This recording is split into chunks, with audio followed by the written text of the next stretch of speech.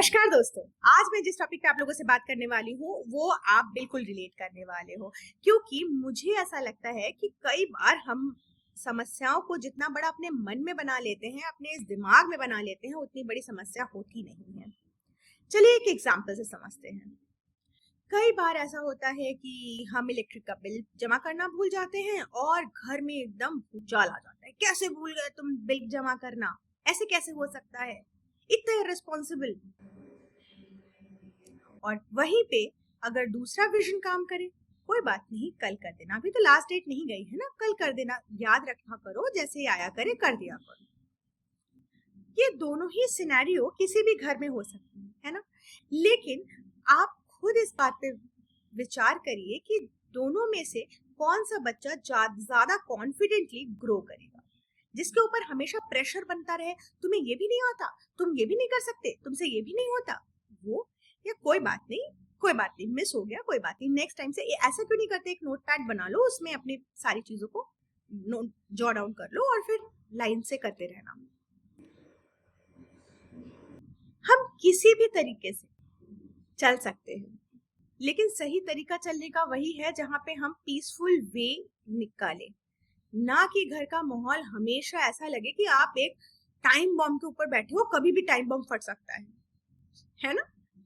तो it's better कि हम अपने घर में पीस के लिए जाते हैं, हम अपने घर में पीसफुल रहना पसंद करते हैं। घर क्या है? घर इज द सेफेस्ट जोन, है ना। हम कहीं पे भी बाहर, यार घर चलो, घर जाएंगे ना तो सुकून से सांस ले सकते हैं, हम बैठेंगे, हम बात करेंगे, है ना।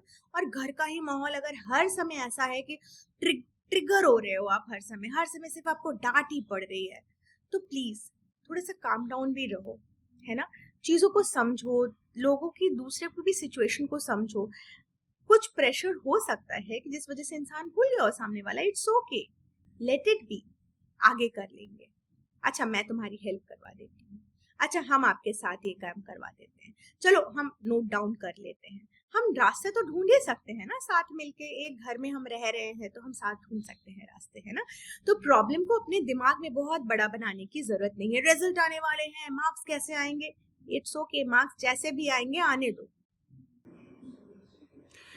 किसी बच्चे के कितने मार्क्स आ रहे हैं इससे कुछ फर्क नहीं पड़ता है कि वो आगे जाके लाइफ में क्या करने वाला है।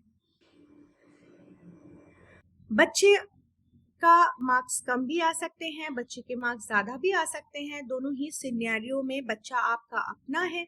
उसको आप मेन चीज सिखाइए कि बेटा सॉल्यूशंस की तरफ जाना है, हमें ये नहीं समझ आता तो हमें दूसरी चीज करनी है, हमें वो चीजें नहीं समझ आती तो हमें अपना वे आउट ढूंढना है, कैसे हम इजीली चीजों को कर पाते हैं और किन चीजों में हमें इंटरेस्ट है।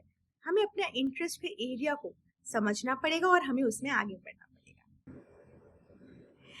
आप अगर इससे रिलेट कर पा रहे हो तो कमेंट बॉक्स में अपनी कोई भी, जो भी चीज आप इससे रिलेट कर पा रहे हो, अपनी कोई भी एक्सपीरियंस को, जो भी आप शेयर करना चाहते हो, जरूर मेंशन करिएगा।